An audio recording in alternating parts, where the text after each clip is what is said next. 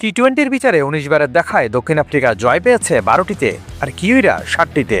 তাই পরিসংখ্যানের হিসাবে এবারে টি-20 বিশ্বকাপের প্রথম সেমিফাইনালে এগিয়ে থেকেই নিউজিল্যান্ডের মুখোমুখি হবে প্রোটিয়ারা। নিউজিল্যান্ডের জন্য সবচেয়ে দুঃখের বিষয় হচ্ছে বিশ্বকাপের মঞ্চে এখনও পর্যন্ত তারা হারাতে পারেনি দক্ষিণ আফ্রিকাকে। ২০০৭ সালের বিশ্বকাপের মঞ্চে গ্রুপ পর্বে দেখা হয় এই দুই দলের, যেখানে নিউজিল্যান্ড হারে ৬ উইকেটে। ২০০৯ সালেও একই অবস্থা, হাড্ডাহাড্ডি লড়াইয়ে দক্ষিণ আফ্রিকা জিতে মাত্র ১ রানে। ২০১০ সালে ব্রিজটাউনে দক্ষিণ আফ্রিকার ১৭০ রানের জবাবে কিউইরা করে ১৫৭ রান, যার ফলে ১৩ রানে হারতে হয় কিউইদের।